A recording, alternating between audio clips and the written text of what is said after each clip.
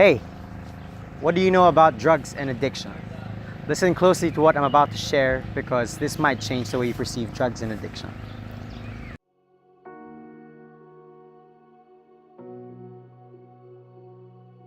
Hi, I'm Patrick. I'm a professional psychotherapist and counselor, and this is Psych of Pat, a cause that wants to see people with healthier mental well-being through self-awareness and psychoeducation. If you have any questions or would you like to make a referral, you can reach me through facebook.com/psychofpat. Links are in the description below. In the 1970s, there was this doctor named Dr. Alexander who did an experiment with rats and drugs. He had two conditions. The first was he kept rats in just plain cages with nothing in it except just a cage. And they had two options. They had plain water and they had water that had morphine in it. And he had another condition called the rat park. Now, in the rat park, he had equal number of males and females in the whole park.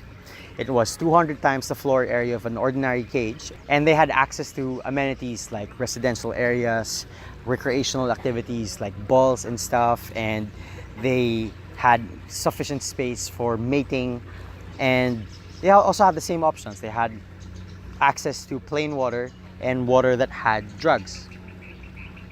Now, they weren't in either condition, they weren't prompted to do anything.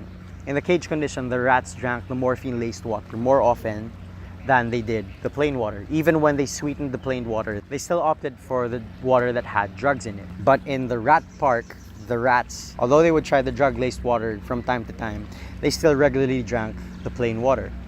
Now, they took the rats from the first condition, the cages, and put them in the rat park. And by this time, these rats had already signs of addiction. They were twitching and they were shaking and they were getting weak when they didn't have access to the drugs.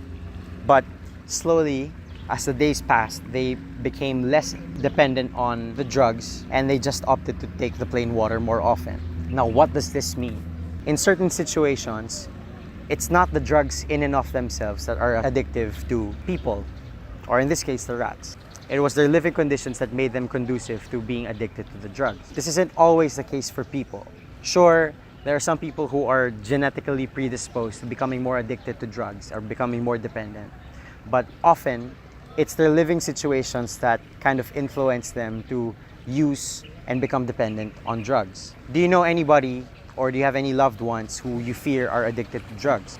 Maybe have a think about whether it's really them being addicted or maybe it's their living situation, and try to understand what it is about their living situation that makes them use drugs in the first place.